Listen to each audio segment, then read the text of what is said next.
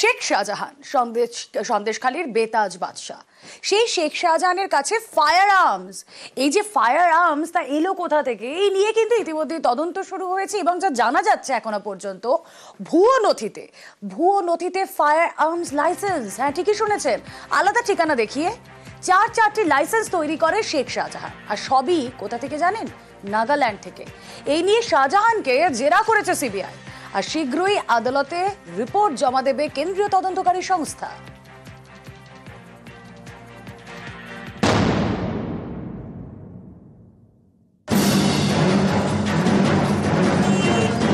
শেখ শাহজাহান এক সময়ে সন্দেশখালীর বেতাজ বাদশা। গত বছর ইডি আধিকারিকদের উপরে হামলার ঘটনায় তাকে গ্রেপ্তার করে সিবিআই। তার বিরুদ্ধে ভুয়ো নথি দেখিয়ে আগ্নেয়াস্ত্রের লাইসেন্স তৈরির অভিযোগ। সিবিআই গোয়েন্দাদের দাবি, তদন্তে তারা জানতে পেরেছেন নাগাল্যান্ড থেকে সন্দেশখালীর শেখ শাহজাহানের নামে ফায়ার আর্মস লাইসেন্স ইস্যু করা হয়। 4টি আগ্নেয়াস্ত্রের জন্য আলাদা আলাদা 4টি লাইসেন্স, প্রতিটির জন্য আলাদা আলাদা ঠিকানা দেখায় শেখ শাহজাহান। এখানেই প্রশ্ন, একজনের নামে 4টি ফায়ার আর্মস লাইসেন্স কিভাবে সম্ভব? একজনের নামে একাধিক ঠিকানায় লাইসেন্স ইস্যু হলো কিভাবে? 2004 সালের জানুয়ারিতে শেখ শাহজাহানের বাড়িতে যান ইডি আধিকারিকরা। রেশন দুর্নীতির তদন্তে গিয়ে শাহজাহানের অনুগামীদের হাতে আক্রান্ত হতে হয়। এক ইডি অফিসারের রক্ত ঝরে। পরের মাসে শাহজাহানকে গ্রেপ্তার করে সিবিআই। এরপর এপ্রিলে সন্দেশখালীর থেকে উদ্ধার হয় অস্ত্র ভান্ডার। শেখ শাহজাহানের অস্ত্র খুঁজতে সন্দেশখালীতে হানা দেয় এনএসজি। দেখলে মনে হবে যুদ্ধের ট্যাঙ্ক, আসলে এটি একটি রিমোট চালিত রোবট।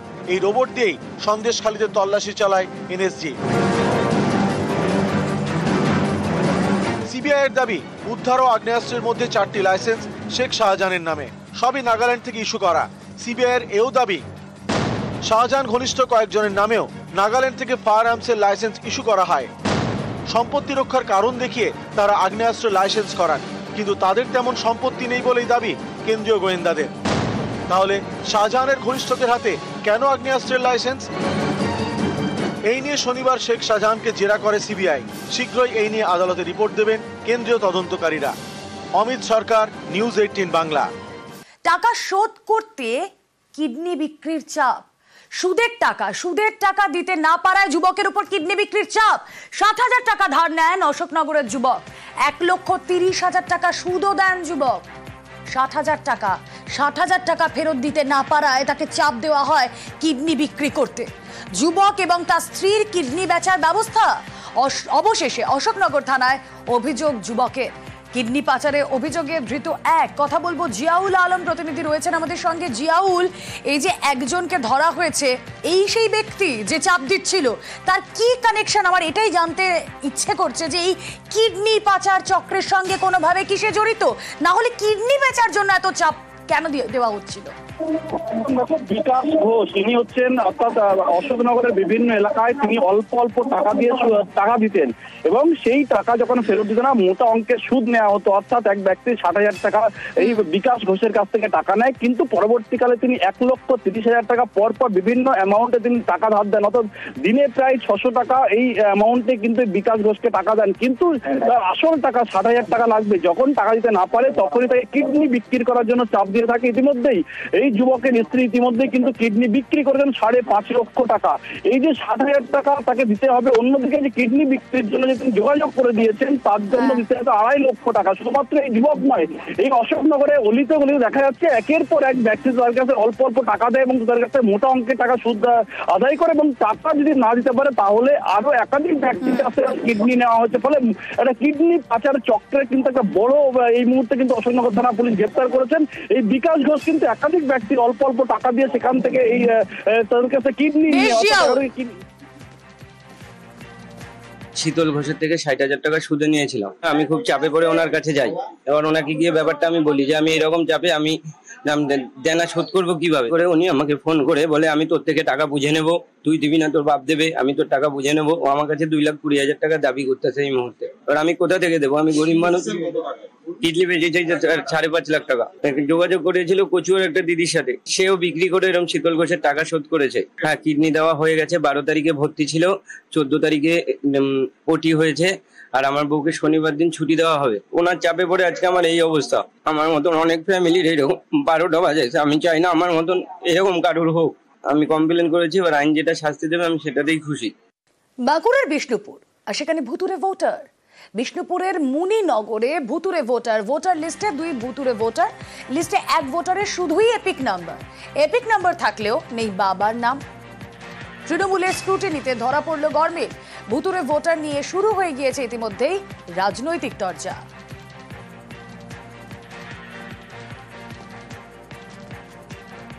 এই যে নেতারা আপনার কাছে এসে যে জিজ্ঞাসা করলো, যে ভোটার লিস্ট দেখিয়ে একজনের নাম বললো, একে চেনেন আপনি? আমাকে জিজ্ঞাসা করছিল এরা কি এখানে বাসিন্দা ওঠে না, আমি বললাম না না নয়। ওই অনুরাধা বেরা আপনাদের এখানে নয়? না না এখানে নয়, আমাদের গ্রামের কেউ নয়। তবে কি এগুলো কি ভোটার লিস্টে ভুয়ো ভাবে এসছে নাকি? হতে পারে, হয়তো এসছে। ভোটার তালিকার স্ক্রুটিনি করা চলছে আমাদের। আমরা প্রত্যেকটি মুনিনগর বুথের আন্ডারে প্রত্যেকটি গ্রামে যাই, যে দেখছি আশ্চর্যভাবে যে 2টি ভুয়া ভোটার রয়েছে, যাদের নাম্বার আমরা 981। এর তো নামই নাই, কোনো নামই নাই, এবং পিতারও নাম নাই, এবং এদের ছবি সমেত এদের এপিক নাম্বার আছে। আর একজন হচ্ছে 984, এর নাম হচ্ছে অনুরাধা বেরা, এর এপিক নাম্বার আছে, ছবি আছে। এটা তো পুরো ভুতুরা ভোটার। আমাদের কোনো বুথে এরকম নামে কোনো ব্যক্তি নাই কিংবা কোনো মহিলা নাই। এটা সম্পূর্ণ ভুয়া ভোটার। এটা বিজেপি চক্রান্তি গেলে ঢুকানো হয়েছে এদের ভোট ব্যাংক বাড়ানোর জন্য। আমরা উপনেতৃত্ব যারা আছে তাদেরকে আমরা জানাবো। মানুষের মন ডাইভার্ট করার জন্য এইসব কথা। বিএলও কাদের, আরো কাদের, কার অধীনে কাজ করে? সমস্ত রাজ্য সরকারের। আর ভুয়ো ভোটার ভারতীয় জনতা পার্টি সেন্ট্রাল গভর্নমেন্ট ওখান থেকে ঢোকাচ্ছে। এমনকি যে রাজ্য নির্বাচন কমিশন সেটা পর্যন্ত এখানকার রাজ্য মানে তিনি রিক্রুট করেন। এসব মিথ্যে কথা বলে শুধুমাত্র সাধারণ মানুষের কাজ করেনি, আর এসব ধামাচাপা দেওয়ার জন্য এইসব কারসাজি হচ্ছে। এসব মানুষ বুঝে গেছে যে এতগুলো লোকের মধ্যে সারা গিয়ে 2টো ভোটারকে ভুয়ো দেখিয়ে আমার কথা হচ্ছে ভারতীয় জনতা পার্টি জিতে যাবে। এ হাস্যকর জিনিস। তৃণমূলের এইসব ভাঁওতাবাজি শেষ হয়ে এসছে। মানুষ বুঝে নিচ্ছে কোনো অবস্থাতেই মানুষ আর তৃণমূলকে ভোট দেবে না, এটুকু আপনি নিশ্চিন্তে রাখতে হবে। আধারের বায়োমেট্রিকের সঙ্গে মিলছে না আঙুলের ছাপ, আর আঙুলের ছাপ না মেলার দাবি কয়েকজন বৃদ্ধের। দেবরার রাধামোহনপুরে আধার সমস্যায় বাসিন্দারা। টাকা জমা, টাকা তোলা থেকে একাধিক সমস্যা তাদের হচ্ছে বয়স্ক বাসিন্দাদের। পোস্ট অফিসের বিরুদ্ধে সহযোগিতা না করার অভিযোগ উঠেছে। ভিডিওকে অভিযোগ দেবরার রাধামোহনপুরের বাসিন্দাদের। জনপ্রতিনিধি অভিযোগ জানালে ব্যবস্থার আশ্বাস পোস্ট অফিসের। ফিঙ্গারপ্রিন্টের আপডেট করতে পারছি না। পোস্ট অফিসে এসে ওরা আমাদের আপডেট করে দিয়ে বললো আপনাদের আঙুলের ছাপ কোনোটাই উঠছে না, আমরা কোনো ভুল সংশোধনও করছে না, আর নতুন কিছু করার জন্য আমাদেরকে বলেছিলাম, ওনারা কোনো উত্তর দিচ্ছে। ভিডিও বলছে আপনি আমাকে দিয়ে যান, আমি চিঠিটা পেয়েছি, দেখছি। আধার কার্ডে আমার অনেকদিন ধরেই লিঙ্ক হচ্ছে না। এখান তুলতে গেলে আমাকে ওটিপি দিয়ে ফোনে করতে হচ্ছে। আমাকে বারবার বলছে ওরা যে আপনি যান পোস্ট অফিসে গিয়ে আধার কার্ড করে আসুন। আধার কার্ড করতে এসে আমার হাতের আঙুলগুলোর 10টার কোনোটাই মিলল না, চোখে নিল চোখেও মিলল না। পোস্ট অফিসে বললো আপনার কোনোটাই মিলছে না, আপনার কিছুই আমরা করতে পারি। উপায় কিছু তারা বলছে।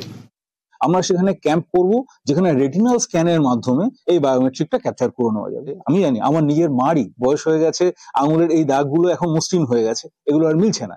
সেই কারণে এখন রেটিনাল স্ক্যানিং হচ্ছে শ্রেষ্ঠ উপায়। তার জন্য যদি জনপ্রতিনিধি একবার লিখে দেন তাহলে আমরা সেখানে ক্যাম্প করিয়ে নেব এবং তার মাধ্যমে এই কাজটা করে দিতে পারবো। জনপ্রতিনিধি না লিখলে আসলে ইউআইডিএআই অথরিটি এর অনুমোদন দিতে চায় না। সেক্ষেত্রে আমরা কাজটা করলেও পরবর্তীকালে তার গ্রহণযোগ্যতা থাকে না। আবাসে কাটমানি দাবির অভিযোগ। পঞ্চায়েত সদস্যের বিরুদ্ধে টাকা চাওয়ার অভিযোগ। ৩,০০০ টাকা দাবি। অভিযোগ উপভোক্তা। বাড়ির ছবি তুলতে বিধবা মহিলার থেকে টাকা দাবি। পূর্ব বর্ধমানের রাউসগ্রামের এই ঘটনা। নেতার বিরুদ্ধে বিডিওর কাছে অভিযোগ মহিলার, আর অভিযোগ অস্বীকার পঞ্চায়েত সদস্যের। বিল্লু মাঝি সভাপতি, উনি বললেন যে ৩,০০০ টাকা দিলে তো ফটো হবে, নাহলে ফটো হবে না। আমি বললাম আমি এখন কোনো 10 পয়সা দেবার ক্ষমতা আমার নাই। আমার 3 কাঠা জমি ছিল, আমার 3 কাঠা জমি বন্ধ পড়ে গেছে। দিয়ে তারপরে বুঝলেন কি তাহলে আমরা পালিয়ে চললাম। তো যা করা থেকে বিডিওকে জানাগা, যা করবি করগা। বাড়িটা কার নামে ছিল? নিবারা নিবা আমার মা কোথা থেকে পয়সাটা দেবে? বাড়ি এরকমই ভাবে আটকে থাকবে তাহলে ফটো না হলে। কে বলেছে আপনার কাছে টাকা চেয়েছিল? কে? বিল্লু মাঝি। সে কে হয়? গ্রামের সদস্য। কোন দলের সদস্য? তৃণমূলের। আপনি কি লিখিত অভিযোগ করেছেন নাকি? হ্যাঁ। ডিএমকে জানিয়েছেন? হচ্ছে? না না, এটা সম্পূর্ণ ভুল তথ্য। আমরা বরং লোককে সাহায্য করি। ও যে কোন ভিত্তিতে কথা বলেছে জানি না, হয়তো এগেন্স্ট পার্টির হয়ে হয়তো কথা বলতে চাইছে। ওনার জামাই যে আছে বিজেপি বড় লিডার, আমাদের এখানে শিববাটি বাড়ি, হয়তো উনি হয়তো ওকে মদত দিচ্ছে। উনি তো নিজেই তো একটা চোর, লোকে এই চুরি করে বেরাবে, হাবিজাবি চুরি করে বেরাবে, গাছ কেটে বেরাবে। উনি যে আমাদের নামে যে মিথ্যা অভিযোগ দিচ্ছে, সে কিছু প্রমাণ কিছু ও দিয়েছে? ছবি করতে দেননি, ফটো? না না, ওর ছবি হয়ে গেছে তো। যদি আমার দোষ থাকে, যদি প্রমাণ দেখাতে পারে, প্রধান সাহেব যেটা শাস্তি দিবে আমি মাথা ব্যথা নেবো।